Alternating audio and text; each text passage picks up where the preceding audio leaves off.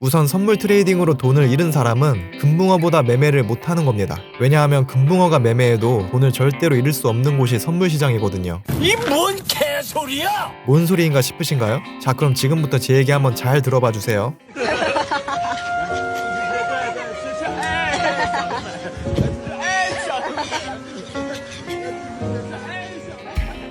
안녕하세요, MJ입니다. 오늘은 제가 100달러 챌린지 매매를 시작하기에 앞서 앞으로 어떤 식으로 매매를 할 건지, 저의 매매 원칙들과 약 5년 넘게 선물 트레이딩을 하면서 정립해온 것들에 대해 이야기해보려 합니다. 물론 지금 제가 얘기하는 게 절대 정답이 아닙니다. 저 또한 아직 배우는 중이고 제 실력을 검증해가는 단계에 있으니까요. 하지만 그래도 나름 시행착오를 겪어오며 배우고 느낀 것들이 많기 때문에 누군가에게는 분명히 도움이 될 수 있지 않을까 싶은 생각에 이렇게 영상을 찍어봅니다. 사람들이 착각하고 있는 게 트레이딩으로 돈을 벌기 위해 가장 중요한 것들로 차트 분석 혹은 지금 그래서 롱인지 숏인지 앞으로의 가격 방향 등을 생각하는데요. 물론 이런 것들도 중요하죠. 중요한데 우선순위가 잘못됐습니다. 이것보다 제일 중요한 게 바로 리스크 관리예요. 아, 잠깐만요. 가지 말고 끝까지 들어보세요. 뭐 교과서적인 뻔한 그런 얘기 하려는 게 아니에요. 리스크 관리가 중요하다는 건 여러분들도 다 알고 계시잖아요. 그런데 그걸 다 아는 사람들조차 대부분이 그냥 막연하게 당연히 리스크 관리 중요하지 라고 생각만 하지 구체적으로 그 본질을 제대로 파악하지 못하고 실천을 안 해요. 혹시 지금 저한테 트레이딩 하는 데 있어서 리스크 관리가 중요한 이유를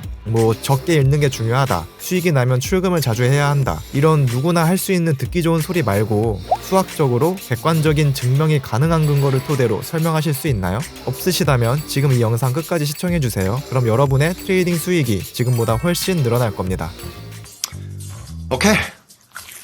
대부분의 사람들이 선물 거래는 위험하다고 하는데요. 하지만 저는 그렇게 생각하지 않아요. 선물 거래가 위험하다는 말이 저한테는 그냥 안전벨트는 위험해 라는 말과 동급으로 들리거든요. 혹시 지금 안전벨트가 뭐가 위험하지? 라는 반응을 보이셨다면 그 반응이 제가 선물 거래는 위험해 라는 말을 들었을 때의 반응과 똑같습니다. 누군가 이렇게 말해요. 야, 안전벨트는 위험해. 안전벨트로 목 조르면 지식해서 죽을 수 있어.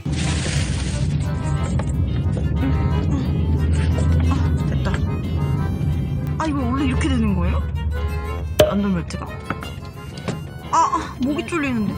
흘러서 저쪽으로 가야지. 그 빨간 지 있잖아 지금. 그래서 이쪽으로 가야지. 와, 이 상태로 사고 나면 즉사한데요. 이건 과연 안전벨트가 위험한 걸까요? 아니면 안전벨트로 목을 조르는 사람이 위험한 걸까요? 저한테는 선물 거래가 생명을 지켜주는 안전벨트처럼 오히려 가치 투자라면서 물타기하고 존버하다가 나락가는 현물 거래보다 더 안전하거든요. 그 이유를 지금부터 말씀드리겠습니다. 우선 선물 트레이딩으로 돈을 잃은 사람은 금붕어보다 매매를 못하는 겁니다. 왜냐하면 금붕어가 매매해도 돈을 절대로 잃을 수 없는 곳이 선물 시장이거든요. 이 뭔 개소리야! 뭔 소리인가 싶으신가요? 자, 그럼 지금부터 제 얘기 한번 잘 들어봐 주세요. 선물 거래는 양방향 진입이 가능합니다. 가격이 올라가면 롱으로 수익을 내고 내려가면 숏으로 수익을 내죠. 현재 비트코인 가격이 지금보다 100달러 오를 확률과 100달러 내릴 확률은 정확히 반반이에요. 이제 지금 동네 근처 아무 마트에 가서 금붕어를 한 마리 사옵니다. 물이 담긴 어항에 금붕어를 풀어놓고요. 어항 한가운데에 유성 매직 펜으로 수직으로 선을 하나 그어요. 그리고 매매할 시드를 준비하시고요. 준비한 시드를 100분할해서 한 번 진입할 때 100분의 1만큼만 들어가는 거예요. 예를 들어 시드가 총 100만원이다. 그럼 한 번 진입에 만원만 들어가는 거죠. 금붕어를 관찰하다가 금붕어가 수직선을 기준으로 왼쪽에서 오른쪽으로 이동하면 롱, 반대로 오른쪽에서 왼쪽으로 이동하면 숏에 진입합니다. 진입을 하면 바로 손익비 1대1 지점에 익절과 손절 주문을 걸어 놓습니다. 손익비가 1대1이니까 익절이 되면 101만원이 되는 거고요. 손절이 되면 99만원이 되겠죠. 이렇게 익절이든 손절이든 포지션이 종료될 때까지 그냥 기다려요. 포지션이 종료되면 다시 또 금붕어를 관찰하다가 수직선을 통과하는 순간 이전과 마찬가지로 똑같이 진입합니다. 이걸 계속 무한히 반복하는 거예요. 시드를 100분할했기 때문에 100번 연속 손절당하지 않는 이상 계속 매매할 수 있겠죠. 근데 금붕어가 직접 마우스 클릭하면서 매매를 할 순 없으니까 완벽한 실험을 위해 AI 로봇이 금붕어를 관찰하면서 대신 매매를 해주는데 편의상 금붕어가 매매한다고 표현할게요. 자, 그럼 금붕어의 시드는 어떻게 될까요? 늘어날까요? 줄어들까요? 기대값을 한번 계산해 볼까요? 이발 이런 걸 내가 어떻게 풀어? 나 안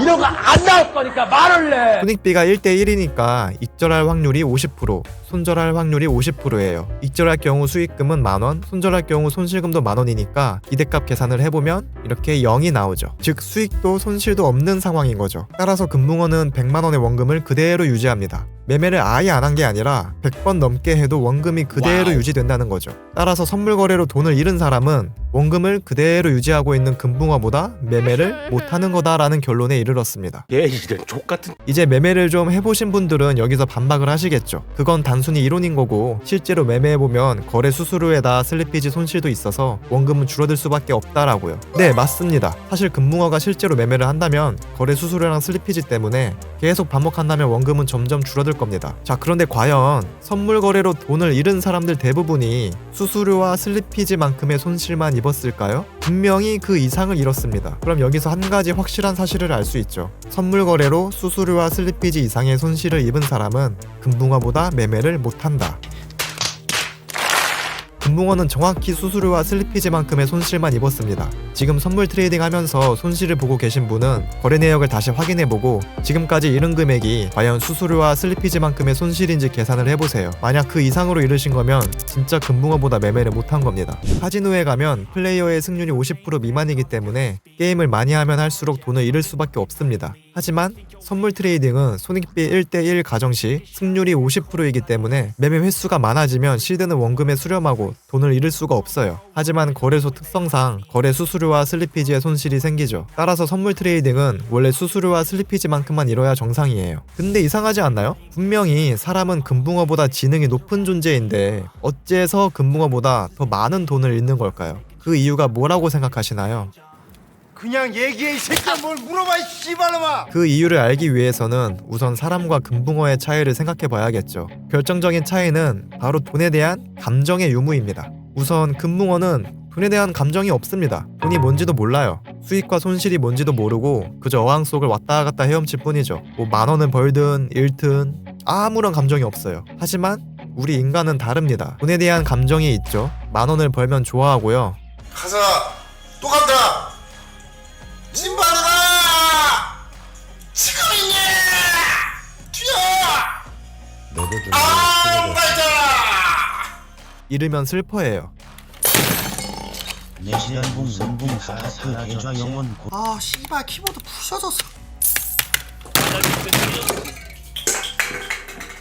이 감정의 유무가 결국 트레이딩의 승패를 가져옵니다. 금붕어는 손익비 1대1을 잘 지킵니다. 하지만 인간은 손실 회피 심리가 있기 때문에 지금 당장 손실을 확정짓는 것을 두려워합니다. 매매하면서 손절 라인 스탑로스 주문 안 걸고 하시는 분들 많으시잖아요. 대부분은 그냥 청산당할 때까지 손절 안 하고 버티다가 한 방에 시드를 다 날려버리죠. 반대로 마이너스로 물려있다가 조금이라도 본전 근처에 오면 바로 팔아버리고 탈출했다고 좋아하잖아요. 조금이라도 수익이 나면 빨리 확정짓고 싶어서 금방 팔아버려서 수익은 짧게 손실은 길게 가져가는 매매를 반복하니까 원금이 줄어들 수밖에 없죠. 그러지 마라. 다친다. 하지만 금붕어는 전혀 그럴 일이 없다는 거죠. 수익과 손실에 대한 감정이 없으니까 손익비 1대1 원칙을 칼같이 지킬 수 있는 겁니다. 그리고 금붕어는 연속으로 10번 손절을 당하더라도 다음번 진입 때 처음과 똑같이 만원만 진입합니다. 하지만 사람은 10번 연속 손절하게 되면 금붕어에게는 없는 시장에 대한 복수심이 생기고 한 번에 복구하고 싶은 욕심이 생겨서 다음번 진입에는 만원이 아닌 10만원을 한 번에 들어가기도 하죠. 결국 금붕어처럼 원칙만 지키면 잃을 수가 없는 게 선물 트레이딩인데 인간은 이성으로 세운 원칙을 감정으로 파괴하기 때문에 돈을 잃습니다. 그래놓고는 본인이 차트 분석을 잘못해서 혹은 시장 예측을 잘못해서 돈을 잃었다고 착각하죠. 금붕어가 차트 분석했나요? 아니 차트를 보기라도 했나요? 아니면 뭐 엘리어트 파동 분석을 했나요? 차트 안 보고 그냥 아무 데서나 진입해도 손익비 1대1만 지키면 원금을 유지할 수 있습니다. 이게 바로 리스크 관리입니다. 비중 조절, 리스크 관리에 대해서는 제대로 알아보고 실천할 생각은 안 하고 무작정 차트 분석 강의만 찾아다니고 그래서 롱이에요 숏이에요 라고 물어보면서 진입 타점에만 혈안이 돼 있으니까 그런 것들을 다 알아도 정작 가장 중요한 리스크 관리가 안 되고 있으니 돈을 다 잃을 수밖에 없죠. Bueno. Piñu. Bueno. Piñu. Bueno.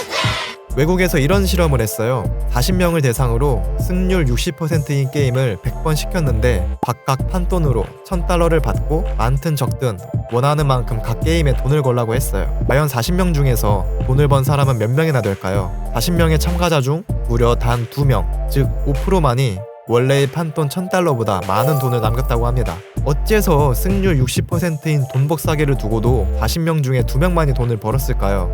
참가자들은 돈을 계속 잃으면 다음 게임에서는 분명히 이길 거라 생각하고 더 많은 돈을 걸었고, 돈을 계속 벌 때는 이제 곧 질 거라는 생각에 적은 돈을 걸었다고 합니다. 한마디로 그냥 물타기만 하다가 다 날린 거죠.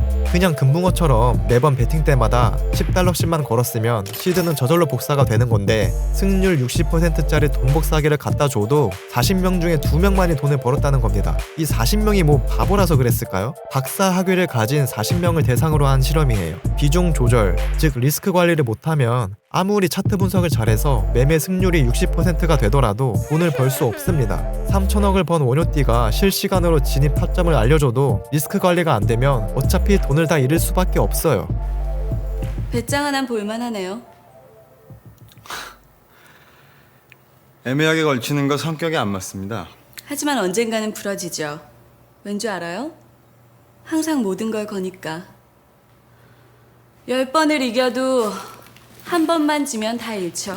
여러분은 본인만의 매매 원칙이 있으신가요? 트레이딩은 누가 더 돈을 많이 버냐의 게임이 아닙니다. 누가 더 원칙을 잘 지키느냐의 게임이에요. 따라서 트레이딩은 돈을 벌려고 하면 안 되고 원칙을 잘 지키려고 해야 합니다. 원칙을 지키면 자연스럽게 쌓이는 게 수익이에요. 왜냐하면 원칙 자체가 돈을 벌 수밖에 없는 방법들로 세워져 있기 때문이죠. 그런데 대부분의 사람들이 이걸 거꾸로 하죠. 원칙을 지키면 돈이 벌릴 수밖에 없는데 돈을 벌려고 원칙을 자꾸 어겨요. 익항올이라는 말이 있죠. 익절은 항상 옳다라는 말인데요. 트레이딩에서 익절은 항상 옳은 게 아니에요. 마찬가지로 손절이라고 항상 잘못된 게 아닙니다. 원칙에 의한 익절과 손절은 모두 옳은 것이고 원칙을 어긴 익절과 손절은 모두 잘못된 거예요. 트레이딩의 초점을 원칙을 지켰는지 어겼는지에 맞춰야지 익절을 했는지 손절을 했는지에 맞춰서는 안 돼요. 내가 손절을 했을 때 만약 시간을 포지션 진입하기 전으로 되돌리더라도 나는 과연 똑같이 진입했을 것인가 되물어봤을 때 그렇다는 대답이 나온다면 원칙을 지킨 손절이고 잘한 겁니다. 포커에서 폴드라는 용어가 있죠. 자신의 패가 불리하다고 판단될 때